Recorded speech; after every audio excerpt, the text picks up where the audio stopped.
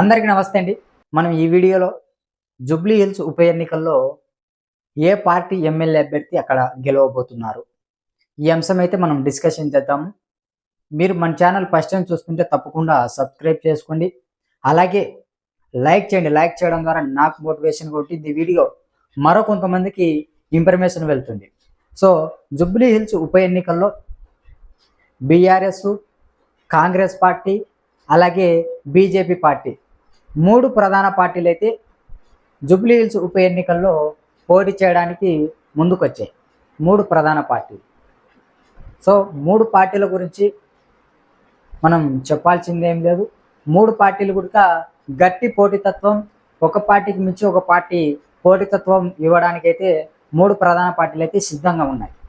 So Jubilee hills ఉప ఎన్నికలు జరగడానికి కారణం ఏంటంటే, జూబ్లీ హిల్స్లో 2023లో బీఆర్ఎస్ పార్టీ నుంచి కూడా అక్కడ ఎమ్మెల్యే అభ్యర్థిగా మంగంటి గోపీనాథ్ గారు అయితే అక్కడ బీఆర్ఎస్ పార్టీ తరఫు నుంచి ఎమ్మెల్యేగా అభ్యర్థిగా పోటీ చేసి అక్కడ ఎమ్మెల్యేగా గెలవడం జరిగింది జూబ్లీ హిల్స్లో.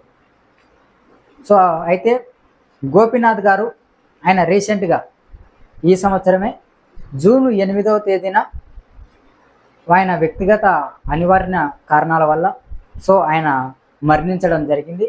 సో అందువలన అక్కడ జూబ్లీ హిల్స్లో ఉప ఎన్నికలు అయితే జరుగుతున్నాయి.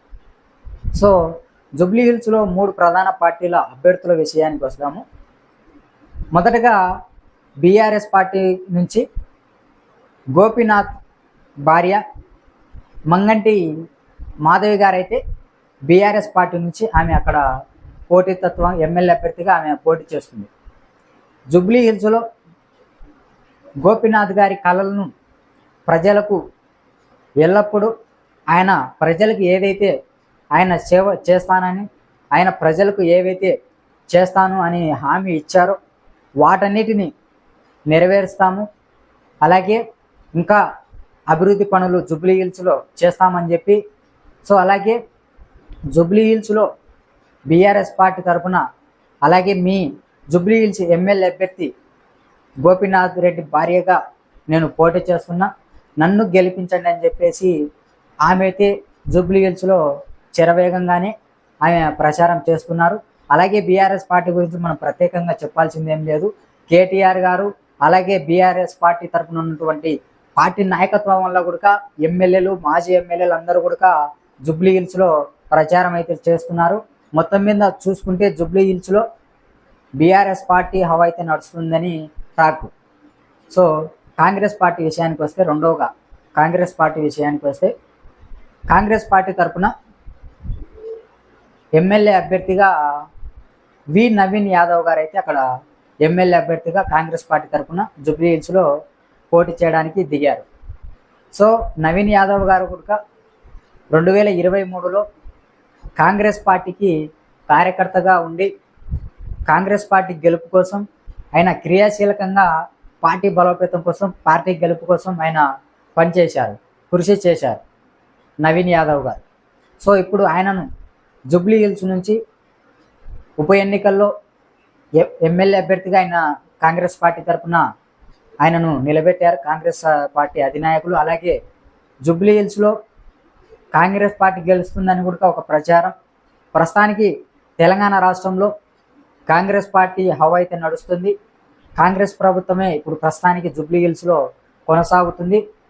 3వ పార్టీ విషయానికి వస్తే 3వ పార్టీ బీజేపీ పార్టీ తరఫున లంకాల దీపక్ రెడ్డి గారైతే అక్కడ బీజేపీ పార్టీ తరఫున ఎమ్మెల్యే అభ్యర్థిగా ఆయన పోటీ చేయడానికి దిగారు.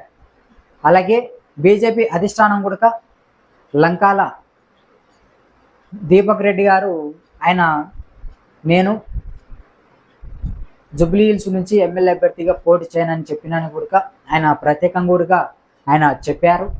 సో అయినప్పటికీ జూబ్లీ హిల్స్ ఎమ్మెల్యే అభ్యర్థిగా కిషన్ రెడ్డి గారు లంకాల దీపక్ రెడ్డి గారిని అక్కడ ఎమ్మెల్యే అభ్యర్థిగా అయితే నిలబెట్టడం జరిగింది బీజేపీ తరఫున. సో ఆయన కూడా బీజేపీ పార్టీ తరఫున జూబ్లీ హిల్స్లో పోటీకి ఎమ్మెల్యే అభ్యర్థిగా దిగారు. ఆయన కూడా మంచి పట్టుంది. బీజేపీ పార్టీ కూడా తెలంగాణ రాష్ట్రంలో బాగానే బలపడింది.